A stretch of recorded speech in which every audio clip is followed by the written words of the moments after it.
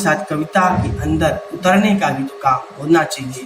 केवल ऊपर ऊपर रस रस रस चिल्लाने कर से न रस आएगा न ही आनंद की अनुभूति हो सकती है। यह कविता तैयार करने की जो प्रविधि है, ये हमारी जो गुण है, ये ही सबसे महत्वपूर्ण है। और कविता जब पूर्ण होती है तो हम अपने आप उसमें चीजों को निकालते चले जाते हैं कि क्या क्या हमने इसमें समायोजित कर पाए हैं। कविता तक की बात करें, जिनका भी नाम ले लें, जैसे आपके मन में कुमार विश्वास पहले आजकल उठते हैं, और ऐसे ही कविता तिवारी भी उठती हैं, और ऐसे बहुत से रचनाकारों में शैलेश लोढ़ा का भी नाम आता है, और बहुत से ऐसे रचनाकार हैं जो वीर रस और तमाम रसों के मर्मज्ञ हैं। दोस्तों नमस्कार, मैं आपका साथी केशव विवेकी, आपका इस चैनल में विशेष स्वागत है। आइए हम सभी हिंदी महासागर की इस महायात्रा को आगे बढ़ाते हैं और कुछ नया, कुछ बेहतर, कुछ बड़ा करते हैं। तो आज प्रकरण लेखन विचार से जुड़ते हैं, और खास वो सभी साथी उपस्थित हो जाएं या उस साथियों तक इस वीडियो को पहुंचा दें जो लेखन के काम में रुचि रखते हो, लिखने का प्रयास कर रहे हो या लिख रहे हो, और कहीं न कहीं उन्हें लगता है कि मुझे कोई सलाह या कोई ऐसी बात मिले जिससे मैं और अच्छे से लिख सकूं। उनके लिए वीडियो बहुत ही महत्वपूर्ण है। तो कुछ बातें हैं आपके लिए, उसका कमेंट आप जरूर करिएगा। कविता में खोने के लिए क्या जरूरी है, यानी कविता में डूबने के लिए क्या जरूरी है, कविता किस किस ढंग से लिखी जाती है, क्या आज आपकी अपनी कविता तैयार है, इन सभी तथ्यों पर अगर आपके पास कोई विचार हो तो कमेंट करिएगा ताकि हम उसे भी जोड़ते चले। आप सभी से आग्रह है कि वीडियो पूरा देखें, तभी लाभ मिल सकेगा। तो देखिए, आज प्रकरण लेखन विचार जो है भाग 21 एपिसोड 21 में है। आज हम जानेंगे कविता के रस, कविता की शैली, कविता लिखना। तो इन सारे विषयों पे हम चर्चा करेंगे, तो आप सभी वीडियो में बने रहिए अंत तक।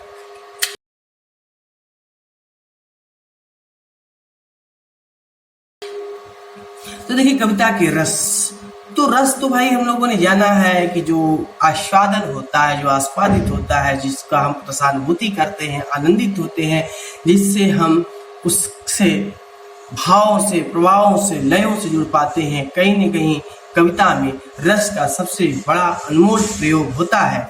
तो हम इन पे ही चर्चा करेंगे। हम कविता के उन रसों की चर्चा करते आए हैं जिन्हें हमने पहले से पढ़ा है, यानी कहीं 9, कहीं 11, कहीं कुछ। तो ये सारे रस हैं, आनंद हैं, इसको हम कभी नकार नहीं सकते हैं।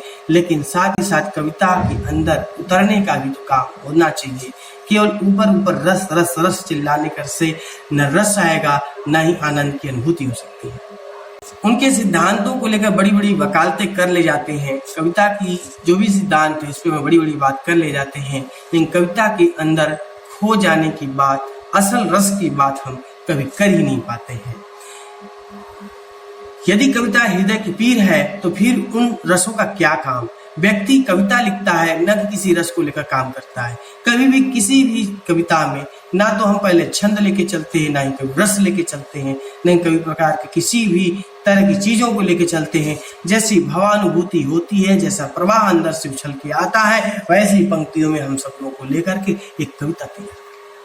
यह कविता तैयार करने की जो प्रविधि है, ये हमारी जो गुण है, ये ही सबसे महत्वपूर्ण है। और कविता जब पूर्ण होती है तो हम अपने आप उसमें चीजों को निकालते चले जाते हैं कि क्या क्या हमने इसमें समायोजित कर पाए हैं।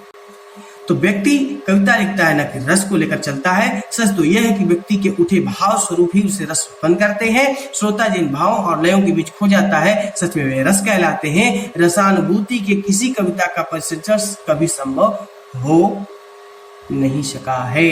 फिर से सुनिए, रसानुभूति के किसी कविता का परिचय कभी हो नहीं सका है। यानी कहीं न कहीं कविता में जब तक रसानुभूति न हो, रस की अनुभूति न हो, तब तो कविता चल नहीं सकती है। यही वजह है कि कविता का परिपक्व आयाम रस के साथ ही संभव है।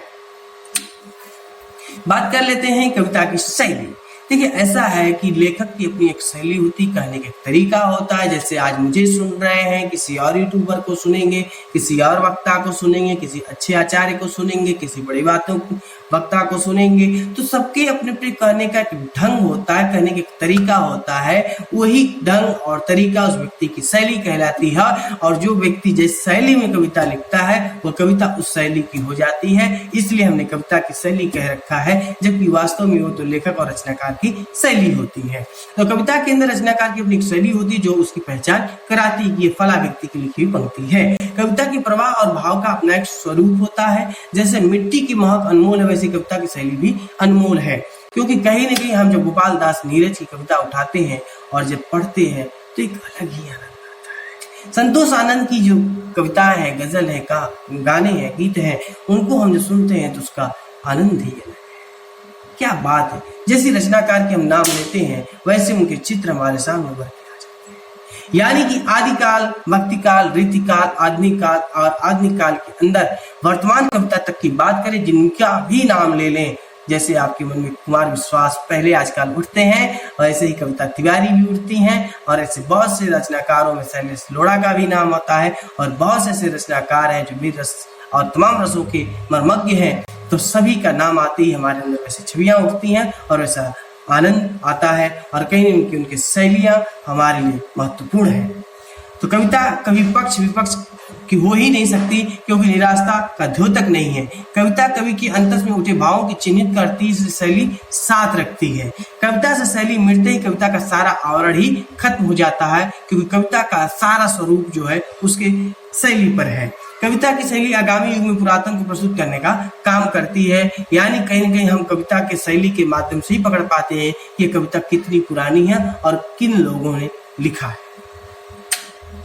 तो आज के अंतिम विषय पे भी चर्चा कर लेते हैं, कविता लिखना। तो ये कविता आप लिखो, आपकी तैयार हो ना हो, ये मेरे विषय का बात नहीं है। मेरे विषय का बात चिंतन का है कि आप कविता के किस चिंतन को, कविता के किस स्वरूप को रखना चाहते हैं, क्योंकि कहीं न कहीं आप जैसे दृष्टि रखते हैं वैसे ही सृष्टि का संरचना करते हैं। तो कविता भी एक संसार है जिसकी संरचना आप करते हैं, लेकिन समझ के चलिए कि आपके द्वारा ही पूरी तरह से कविता नहीं है, लेकिन आपसे कविता जरूर आगे बढ़ती है।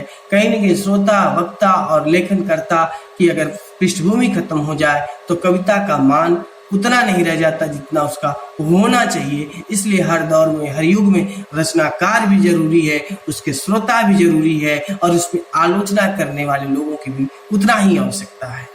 तो कविता लिखना है तो उसके लिए साथ साथ ये भी लेके चलिए कि जिस प्रकार के विचार या संवेदना उत्पन्न हो उस पर मनन करने के बाद ही कलम उठाना चाहिए। ऐसा नहीं है कि आवेग में आकर के, थोड़े से प्रवाह में आकर के, थोड़े से प्रभाव में आकर के हम कुछ भी लिख दें और बाद में पता चले मनोज मुंतशिर की तरह कि अरे ये तो ठीक नहीं लिखा गया। इसलिए मैं थोड़ा सा उनके अगर फेवर में नहीं बोल रहा हूं तो कोई बड़ी बात नहीं है, लेकिन कहीं न कहीं इस बात को मैं कहने के लिए बाध्य हूं। अपनी कविता को प्रदर्शन का विषय नहीं बनाना, जितना उसमें दर्शन व्याप्त हो। कहीं न कहीं हम उस करुणा के उस पक्ष को न ले पाए जिस पक्ष के लिए दुनिया जीती है, तो कविता लिखने का कोई मतलब नहीं है। हराने जिताने की खातिर नहीं, युग की वेदिका को चलाए रखने की कविता होनी चाहिए। कहीं न कहीं समाज को जोड़ के चलने वाली व्यवस्था की एक बहुत मजबूत पथ का नाम कविता है। कविता में कायरता का बोझ नहीं, बल्कि आगे बढ़ने की उत्कटता का सोचना जरूरी है। कविता केवल प्रलाप नहीं, इसलिए कविता को स्वाभाविक लिखे तो सही काम होगा।